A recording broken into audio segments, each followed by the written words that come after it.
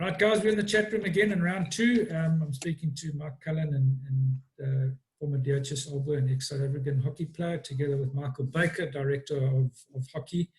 When we sort of briefly got cut off in our last interview, Toshi, you were just talking about how we can improve sort of hockey in South Africa. And I suppose another thing it all boils down to is sponsors and money, not so. Yeah, definitely. So as I was saying, is if your national team is doing well, it naturally, it's a spin-off. It runs downhill, and it's more likelihood sponsors will get involved. Kids see things, they see it more on TV, whatever. And it's a chicken and egg. How do we get better? Yeah. So I was talking about the example of Argentinians who, like back in say most of my career, we were on the same, like, well, I'd say we probably beat them more than they beat us, kind of thing, So very, very similar ranking. We're sort of like ranked both around 10 in the world, and then I believe they decided they send all their players into Europe. They said literally, no point hanging around.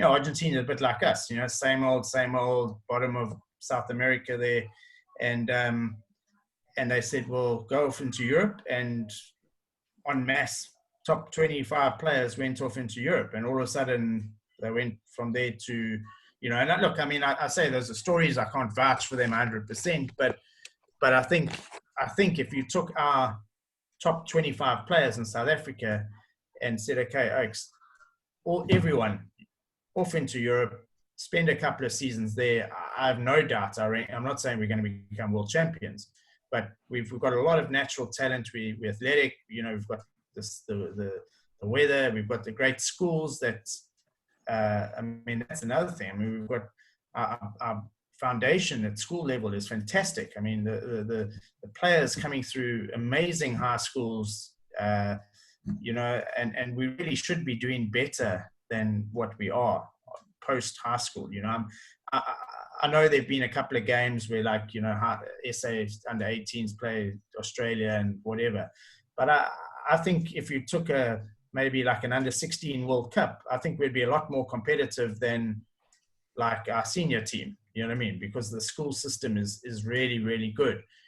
And then we just dip off after that. So the challenge is, how do we not dip off? And I don't know the answers. Yeah, it's answered probably, like as you said, 25 Argentinian or South African hockey players going to play in Europe and around Europe, and just getting that international experience. You explained earlier how competitive your games were when you played there.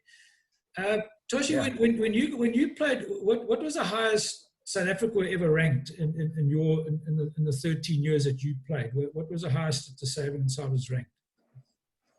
Well, I think we finished 9th at one of the World Cups, Olympics or something. So, based on that, your ranking would be 9. I know nowadays, I think they do it a little bit different system, but in those days, they sort of used to just almost rank you on the major tournaments. Yeah. But yeah, So we've never finished higher than 9th. So but we were comfortably sort of between that 9, 10, 11. I know there's, like, nowadays there seem to be a lot more teams, but in that sort of era, there was like your top 4 or 5 that were quite sort of quite obvious and stand out. And then there was another little batch in the middle, and then we were like in another sort of batch. We're like we're in that like third sort of batch of 4 or 5 teams. And so that, yeah, so like World Cups would come 10th, 9th, 11th maybe. During your time, how many of you, I know at one stage, I think, if I was to be corrected again, you're probably one of the first South Africans ever to play overseas. Is that correct? Yeah, well, officially, guys were doing it prior to, but those were the days where you had to, pretend you weren't going for hockey. You had to get someone else to bring your boots over and your stick and all that kind of stuff, So yeah, it sounds crazy, but that's how it was. You remember guys who played cricket, you couldn't be caught dead with your cricket boots in your bag because they knew you were coming to England to play cricket, so you had to whatever, make a plan or buy boots there. So yeah, I mean, I think in terms of like being freely, yeah, I was sort of among a group of the first guys who went over and played. During that time, there were quite a few of you. Did Beefy and Clarkey and they played, didn't they, overseas as well? They did a little bit after my sort of initial. I went to '93. In fact, actually, I'll try not to digress too much, but a little funny story. I'd been chatting to a club, Chelmsford, who quite a few South Africans have now played for. There's a very strong link. I don't know if it's still happening, but there was between South Africa or South African hockey players and Chelmsford. And we were going to the World Cup. We were going to a World Cup qualifier. So it was literally the first time we traveled out of South Africa was late '93. So our first year back, we played 1 or 2 series, and we played England in England. And the guys from Chelmsford came to watch because I'd been talking to them about coming to play a season or whatever. And I scored quite a nice goal against England, sort of like running down the left wing, sort of like beat 1 or 2 oaks and pushed it in the far corner. And Alex came to me afterwards and said, "Yo, well, like, tell us what you want and we can make it happen." I mean, I say, tell us what you want. I mean, like, tell us if you need a flight over and a place to stay. Don't get me wrong. There was no big contracts, but I mean, in those days, that was amazing. You know, they were going to play your flights, give you a place to stay, and I don't know, £50 a week or something to just get you by. So I'm making money, but I mean, it also didn't cost me money. So that was my first, and then and that was to Chelmsford, and then we built up a really nice relationship with Chelmsford, and then Justin King played there, and Craig Fulton, and a whole host of South African guys, some who didn't even play international hockey, who just went over there. There was a nice, and there still is a good link with Chelmsford. I know. Okay, then let's just go back a little bit to back to school hockey. Bakes, as we alluded to in the beginning, you've done some amazing work at D.H.S. hockey. I think you're telling me in an interview that I chatted you, and I've had before. I think when you arrived here, we had 1.5 hockey side. Now we've got 13. Toshi, you would have obviously evolved from grass to AstroTurf and during your playing times, and obviously nowadays I think it's unheard of hockey being played on grass. Basically, just the importance of an AstroTurf. I know we're in the process, and it has been spoken about at DHS, and hopefully this is going to become a reality. But I think it's really important that an AstroTurf is something that the school gets. Yeah, I mean, if Mark, I don't know when you were in charge of hockey. When was that, 2006 or something? I mean, I saw 2006, yeah. Yeah, I saw with Graham Payne. I saw he's got his first little article of DHS kind of talking to him about an Astro in 2007. So something we've been talking about for, how long is that? 13 years, 14 years.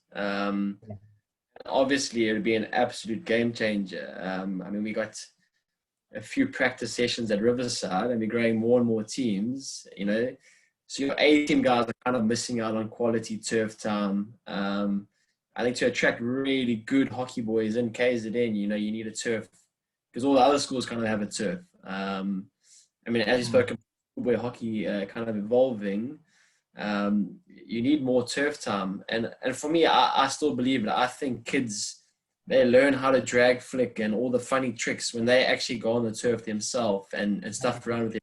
And with us not having a turf, for me, that's a big thing we're missing, is the boarders just going on the turf, on a Sunday afternoon, and just stuffing around with them. I think that's one of the biggest things we're missing out on at the moment.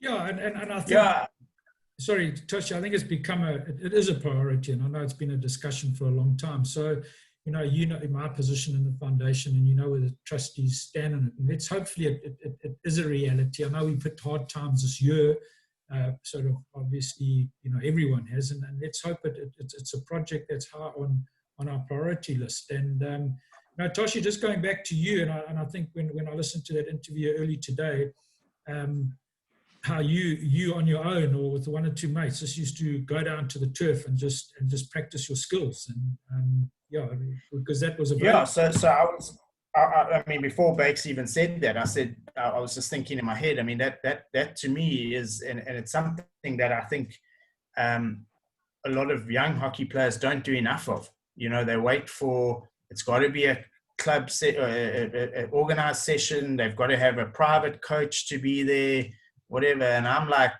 guys, you don't need to do that. You know, in fact, sometimes it's nice not to have a coach, because you can do the stuff and you not feel like there's somebody looking over your shoulder. And as you say, Bakes, you know, you can try the stuff you wouldn't do, and just mess around and just enjoy the game. And and I think that's important. You know, it's not just always being like, so, you know, just go and enjoy yourselves and pick 3-on-3. And so yeah, going back to your point, I mean, I said it right at the beginning, I was lucky that I lived 2Ks within the first AstroTurf that was built in South Africa. So we used to, as lighties, just go and play. We didn't have a coach, we didn't have private lessons or anything, just go and play. And I think that was very fortunate. I know it was very fortunate. So I think, yeah, having guys being able to, as you say, roll out of the B, or, you know, Sunday they can go and play with his mates because he goes to the school or whatever, just go rock up there and play. That's amazing, you know. And so going back to your point, yeah, like the best hockey I played was when myself, Justin King, Greg Clark, and Greg Nickel. It was a 4-ball actually, to be myself and Job against Beefy and Clarkie, like both on the hockey field and on the course.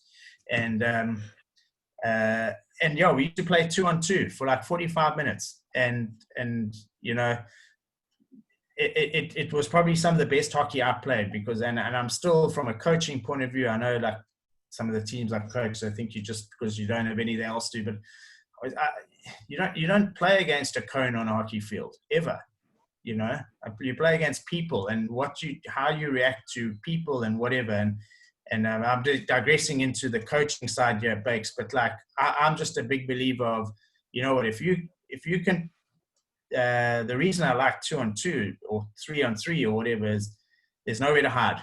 You know, if you can't dribble, you get exposed, because you have to be able to, you have to be creative. If you can't tackle because you're a forward, well, then people just run past you. And when there's only 2-on-2 or 3-on-3, you've got no one covering you.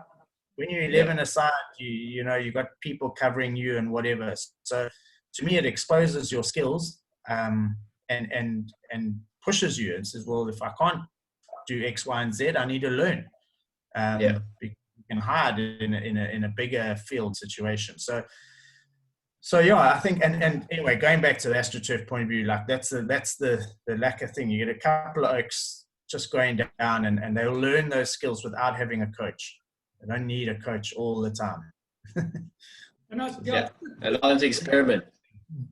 You know, I think it's important, you know, if there are any, you know, guys, any old boys that end up watching this chat that we're having, that want to get involved in the development of the AstroTurf, because, you know, again, you know, all these things cost money, and you know, if there's anyone out there that is willing to help and assist and is interested in getting involved in the AstroTurf, you know, please, it would be great. Contact Bakes, or Toshi, if it's one of your mates that are listening, you know, get hold of them, or get hold of myself at the foundation, because I just think, you know, where DHS is going now, an AstroTurf will just be like that cherry on the cake from a school perspective. And I just want to, you know, just one thing, as you say, if the facility's there, you know, the guys are going to use it. So, you know, I'm holding thumbs, and I'm optimistic that it is going to happen.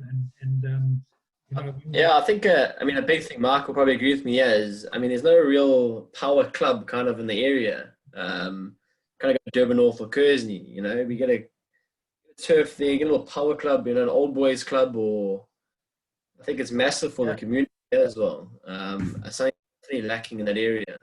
Yeah, and 100% Bakes. I mean, sorry, Shitters, that's a very obvious one where you start like, you have to start at the bottom, but you start DHS Old Boys again, you know, hockey club, and you know, and that things can grow out of that. It's not. It's a lot of positives.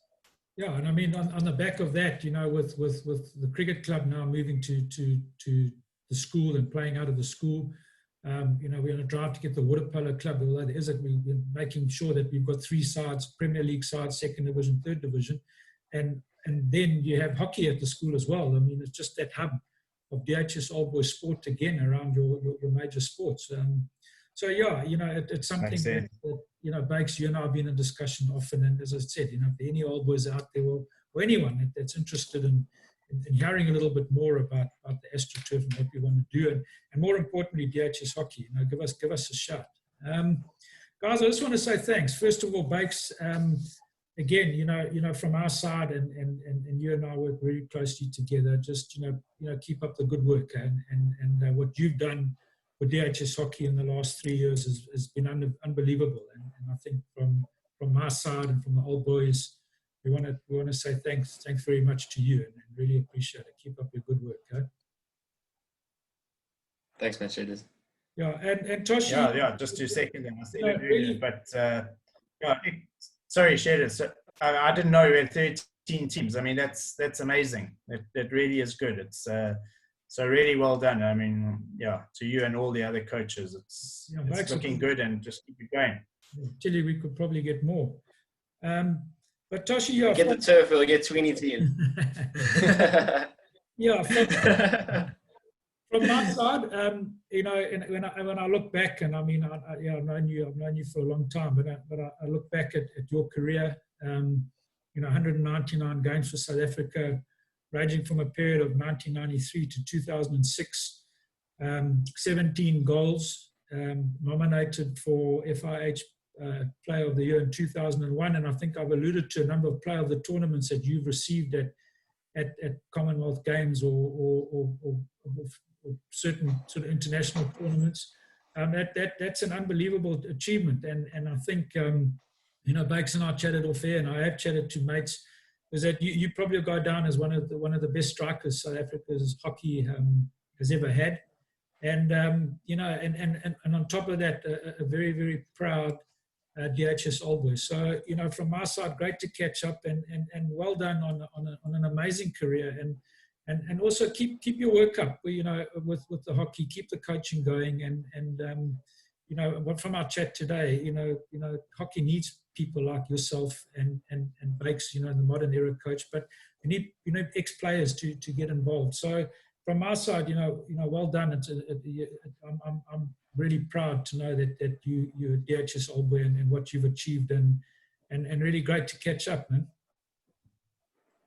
Thanks, Jed. It's really appreciated, and I am a proud old boy. I think you look back, and like I say, lucky in some ways, but I was lucky to go to a really good school. Gave me, besides from a hockey point of view, I mean, I think a lot of people take for granted, but I mean, it teaches you all the things, their disciplines, your values, all that kind of stuff, and I think that all of that helps to assist in making you an international hockey player.